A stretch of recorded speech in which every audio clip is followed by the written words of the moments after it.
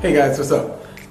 Hey, Jeff Hansen here. I got an incredible topic today. What we're talking about today is 3 success habits of highly successful people. Okay? 3 success habits of highly successful people. And I'm gonna tell you, I was really excited about this because there's 3 things that you can actually do right now. You don't have to wait. It's not something you need, or you need this to do that or whatever. You can do it right now. You can start immediately right after the video. And of course, those that don't know me, my name is Jeff Hansen, aka the Silver Fox. Silver Fox because of the hair. You know, hair. And, oh well, I had a goatee. I shaved it. Okay, but let's get into the topic real quick. Let's not beat around the bush. Okay. Also, you should, if you hear anything you like and brought some value to you, hit the like and subscribe button. If you're on YouTube, hit the like and subscribe button. If you see this in one of my Facebook groups, 365 Days of Fitness Challenge, or my Facebook page, simply friend me and be a friend, and you can get the notifications for every show, because I have a live talk show. This is not the live talk show, but this is a video. But I have the live talk show every night, 7 days a week, Monday through Sunday, 7 to 8, okay? And you can get all of my content, okay? All of the videos, okay? So, let's jump right into it. Boom! Okay? 3 success habits of highly successful people. Okay? First one is this. Be open to risk, or take risks, but be open to calculated risk. Meaning, you don't make foolish decisions. Don't go get all your money and put on a racehorse and wishing it wins. No. Or take all your money and put in the lottery. No. Calculated risk. Meaning risk that you have some semblance of control over. Okay, because to take no risk is probably the riskiest move ever. When you take no risk, that's like you're looking to live phenomenally. You're looking to live a very successful lifestyle, and with no risk, that's impossible. And that's one of the things I noticed about people that are not successful and people that are successful. People that are successful look for calculated risk. See, buying a house is a calculated risk. Buying an investment property is even a greater calculated risk. Okay? Successful people, they'll go, do you have benefits? And will I get paid every week? Where the highly successful says, if I perform, will I get paid? And the greater I perform, the greater I get paid. They look forward to that. But those that are not, they're not, they're risk adverse against risk, they don't do that. But then they're low risk, low reward. High risk, high reward. And the best kind of risk is a calculated risk, where it's a risk, a smaller risk, but it's a great big reward. Those are the ones you look for. So be open to calculated risk. Because I'm going to tell you something. Jim Carrey had a story about his family, which I thought was so powerful. He said that his father had a natural gift of comedy. So what he would, at parties and things like that, family gatherings, he'd have people in stitches rolling on the floor laughing. So he said his father could have been a great comedian. But he didn't take that risk. He knew it was a risk, and he decided not to take it. He became an accountant instead. A nice, safe accountant job, right? He ended up getting fired from that accounting job, and their family struggled to make ends meet, struggled to put food on the table. See, and he said the lesson that he learned, and I thought this was so powerful, he said the lesson that he learned from that was, you can fail at what you don't know. So you might as well go after what you love. Wow, that hit me like a ton of bricks. I said, you know what? That's true. And so I started gearing my life toward calculated risk. I started opening the door to calculated risk. It was a calculated risk that got me this beautiful apartment. It was a calculated risk that got me my vehicle that I'm driving now. That's actually having me making $1,400-$1,500 a week.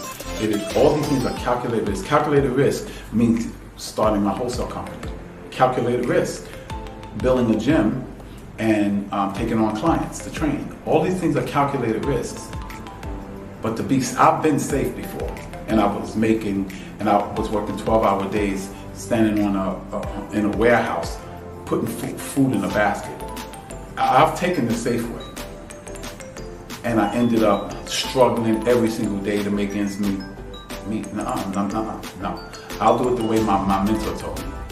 Calculate the risk, Jeff. Calculate the risk, calculate the reward, and if it's worth it, take the risk.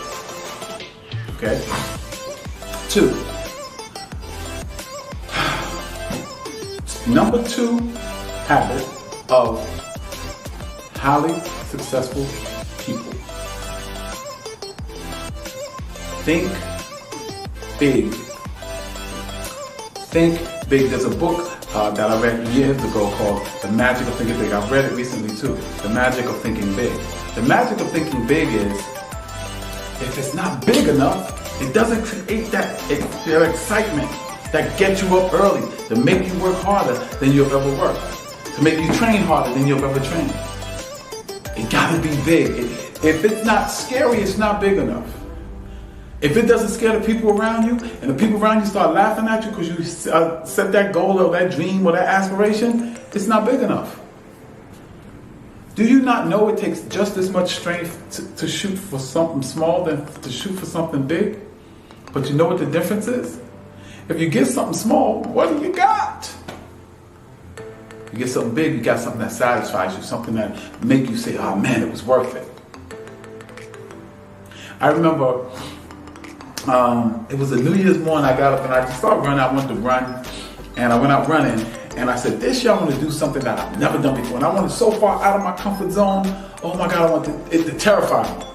So I said, I'm going to run a marathon. The most I had ever ran was the 5 miles I ran in the Marine Corps. I'm going to run a marathon. So then, I didn't even know how much a marathon was. So I went and looked it up. 26.2 miles. I said, Lord have mercy. What? Man, boy, are you crazy? Especially, you're 49? You going to run your first marathon? You crazy. You know what? I'm gonna do it. So I made up my mind. Started downloading the stuff and reading marathon books, watching marathons, watching those Africans who are amazing. And I started training. At first I ran around the block, ran half the block, walked half the block. Then I could run the whole block. Then I could run 3 blocks. Then I could run a half a mile. Built up. Got to the place. I ran a marathon. When I ran across that finish line, and they give you your finisher's medal, yes! Felt good about it. Yes! All the pain. Yes! All the soreness. Because it was worth it. And what if I set a goal to run 3 blocks? Duh. Right? So, magic of thinking big. The magic of thinking big is that it makes you grow. It will demand that you grow. It will demand that you become more resourceful. It will demand that you make more money. It will demand that you study harder when you set bigger goals. And it will demand you evolve into what you dream to be. Because if it's big enough, you gotta realize you're not big enough at that time to have it. See, I had to grow and expand to run that marathon. I have to grow and expand to go skydiving. And you're gonna have to grow and expand when you set the goal or the dream or the aspiration big enough. And don't listen to those people that cower and play it so safe. That's why they never change. 5 years, they'll be the same person. 10 years, they'll be the same person. You want to evolve in all that you can be. And only pressure does that. And pressure comes by dreaming and going after goals and dreams and aspirations that are outside of your comfort zone. Outside of what you can presently do. I was talking to some guys in the gym, and I was squatting and I got stuck and I had to throw the weight off.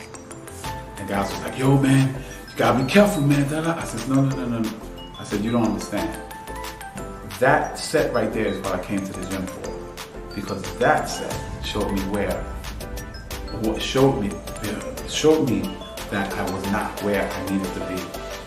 And now I have a target. I said, that's what I come to the gym looking for. Failure. Because failure inspires me to be greater. See, it might look like a mountain now to you, and that's because you're at the size that you are. But see, the mountain can't grow, but you can. That mountain can become your molehill if you keep growing and following. And the only way you do that is you go for something that's bigger than what you're used to. You have to think big. That's habit number 2. So let's go over real quick.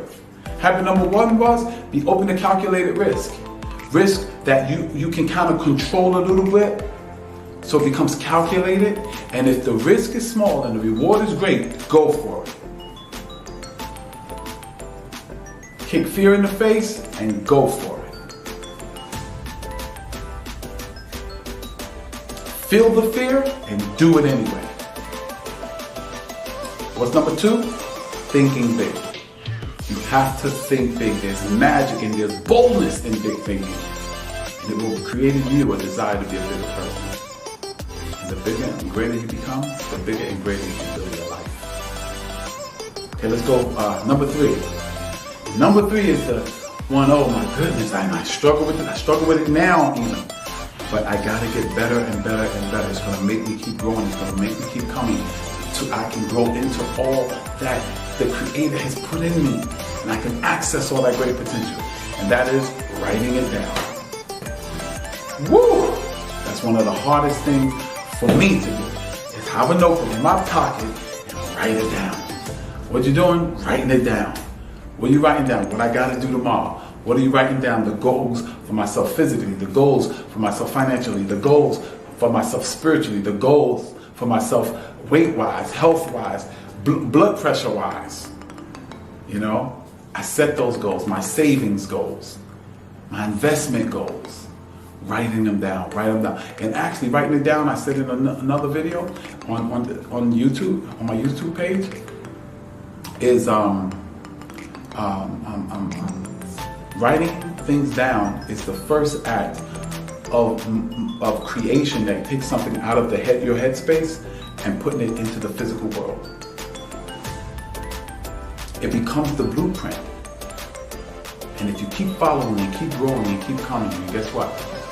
That becomes starts to blossom into the manifestation of that thing that was once in your head. And remember this, as long as it's in your head, it's a wish. It doesn't become a goal until you write it down. So habit number 3 is write it down. It puts it deeper into the subconscious mind. It sinks that commitment level deeper. It intensifies that desire for it when you write it down. Especially when you write it down and hang it up in a place that you're going to look every single day. So write it down. So number 1 was, anyone remember? Be open to calculated risk. Be open to calculated risk. You cannot play life safe. No one survives life. We all gonna die. But go after it, man. Don't be controlled by fear. Don't let fear paralyze you. Let fear galvanize you to become all that you need to be. 2, what's number 2? Thinking big. You have to think big. There's magic and there's magic in it. Magic and boldness in it. You become greater when you think big. Your compensation is so much better when you think big. And remember, it takes just as much strength to think big as to think small. But here's the problem. What if you accomplish what's small? It's small. But if you accomplish what's big, there's a sense of satisfaction, there's a sense of greatness, there's a sense of accomplishment that you have. And remember, if what you're thinking about, if the goal you set or the dream you set, if it doesn't scare you, it's not big enough. If people are not laughing at you because they think it's foolish, it's not big enough. It has to have the power in it to embarrass you. Think big.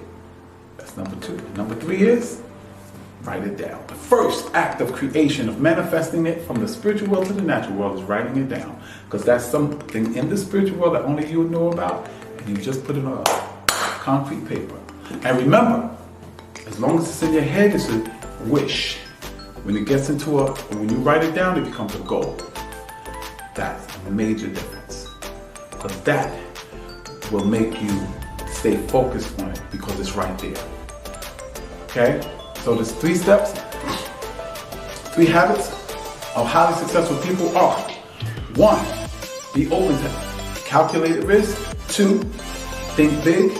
3, write it down. Okay, this is Jeff Hansen, aka the Silver Fox. And remember, if you want to subscribe to our channel, go on the channel, check out some of the videos. Got a lot of good content on there. All you have to do is put T-B-Y-E, or Jeff Hansen T-By. And that's the YouTube page. Make sure you subscribe, hit this, the notification bell so that you'll get our notifications when the show is on. The show is on every night, and it's a live show from 7 to 8 p.m. Okay? I hope to see you there. Make comments and let us know what you would like to hear, what you would like to see, and we'll try to accomplish that. Do that, okay? Also, if you watch the show in its entirety when you're on YouTube, we oftentimes give you free audiobooks and free resources that will help you become you 2.0, to go from you 1.0 to you 2.0. Because on our show, we believe that if we give you tips and share tips and strategies with you to help you become the best you ever, you'll build your best life ever. So God bless you, and may heaven smile upon you. Peace.